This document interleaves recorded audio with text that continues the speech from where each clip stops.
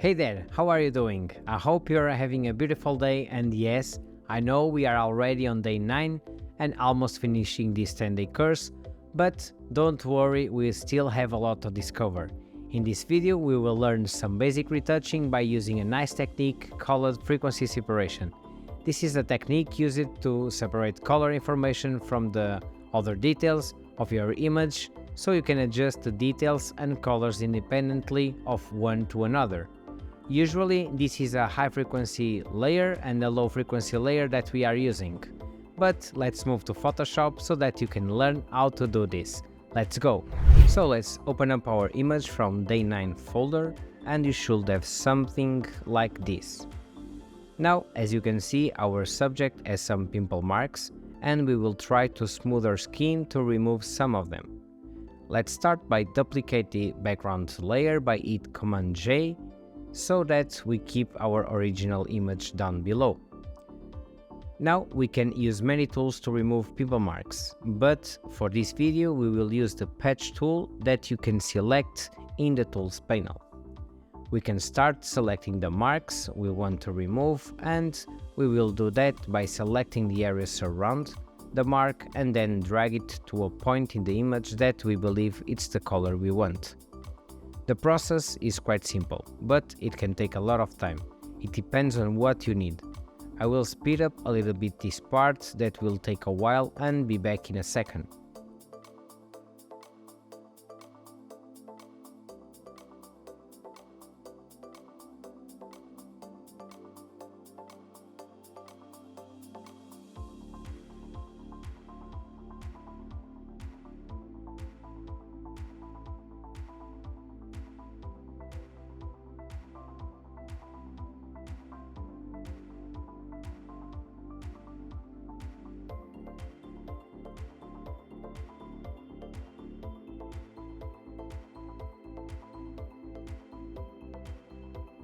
And there you have it.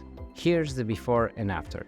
If your images don't look like this, don't worry, you can try it later. Okay, next step after we clean the skin is to duplicate our layer to create our frequency separation. One layer will be our low frequency that contains the colors, and the other layer will be the high frequency that contains the textures. So let's rename this layer to low and this one to high, and turn off the visibility of high frequency for now. Now with the low frequency layer selected, let's go to Filter, Blur, Gaussian Blur. What we will do here is to remain with only the colors in the low frequency layer, so you should adjust the radius up to the point that you notice the textures are starting to disappear. But be careful to don't blur too much so that the image doesn't look so plastic. So try to find out a good radius. I think 10 looks good for this case. You may notice the image a little bit blurry because this layer is meant only to contain colors. So after this, let's click in the high frequency layer and activate it. And in this layer, we only want to remain with the textures, which is the opposite of our low frequency layer. Open up Image menu, then go down to Apply Image, and this will open a model, and in this model we will select low in our layer dropdown because we want to extract the textures from the low frequency layer and keep the channel as RGB and set the blending to subtract, and also keep opacity to 100%, scale to 2 and offset to 128, and click OK. You should get a result like this, that is a gray kind of layer. Now we will change the blend mode to linear light to get back the visibility of our low frequency layer, but keep the textures of our high frequency layer.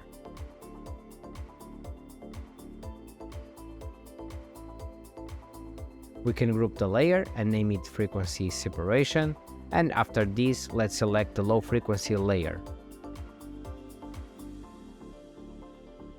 Now we will have some ground to work, so we will use our low frequency layer to create uniformity within the skin tones, transitions, and end up with a nicely retouched image.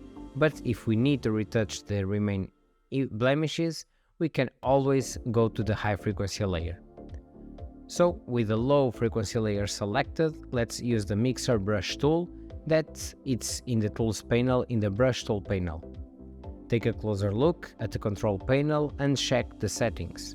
Set the hardness to 0 and reduce the size of the brush to something around 230 pixels.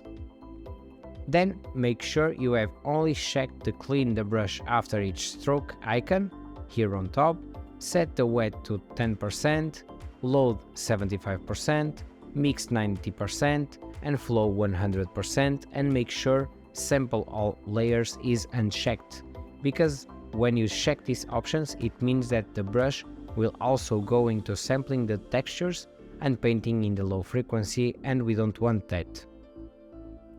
Now just start painting around the subject face to blend the transitions within the skin and create a nice and uniform skin tone transition. You can adjust the brush size or other settings to your liking, so if you want to play in smaller areas of the image, you can reduce the mixer brush tool size, and if you want to work in bigger areas, you can increase the size. You will also notice that the image is becoming more soft and retouched.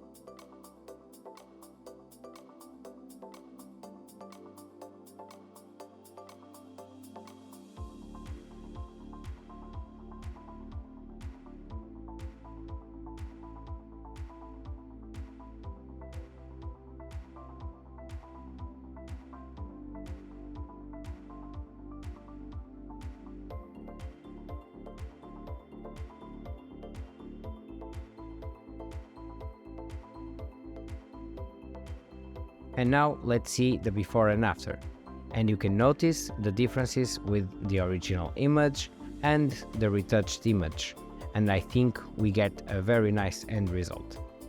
Now if you want to do more smoothness, you can also use the lasso tool and select the areas you want, and then add some Gaussian blur on that parts, but again, don't use too much blur because the image can look too plastic.